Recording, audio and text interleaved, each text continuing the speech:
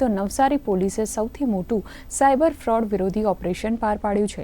નવસારી જિલ્લામાં વધતા સાયબર ફ્રોડના કેસોને ધ્યાનમાં રાખીને નવસારી પોલીસ દ્વારા ઓપરેશન સાયબર સ્ટોર્મ હાથ ધરવામાં આવ્યું હતું। આ અભિયાન અંતર્ગત ગુજરાત, મહારાષ્ટ્ર અને રાજસ્થાનના વિવિધ સ્થળોએ તપાસ કરીને 35 આરોપીઓને ઝડપી પાડવામાં આવ્યા છે।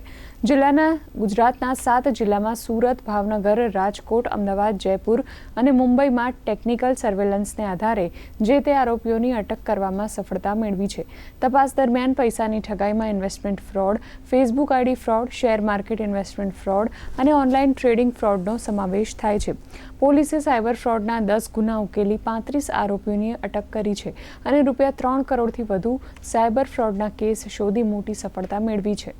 અત્યારે ઘણા બધા થતા ફાઇનાન્શિયલ ફ્રોડને ધ્યાનમાં લઈને જિલ્લાના તમામ પોલીસના રિસોર્સિસને ભેગા કરાવીને આ એક ઓપરેશન સાયબર સ્ટોર્મ લોન્ચ કરવામાં આવ્યું છે, જેની અંદર નવસારી જિલ્લાના 10 સાયબર ફ્રોડના કેસીસની પસંદગી કરવામાં આવી હતી અને તે પસંદગી દરમિયાન એ તમામ સાયબર ફ્રોડના કેસીસની અંદર 35થી વધારે આરોપીઓને આઈડેન્ટિફાઈ કરવામાં આવ્યું છે।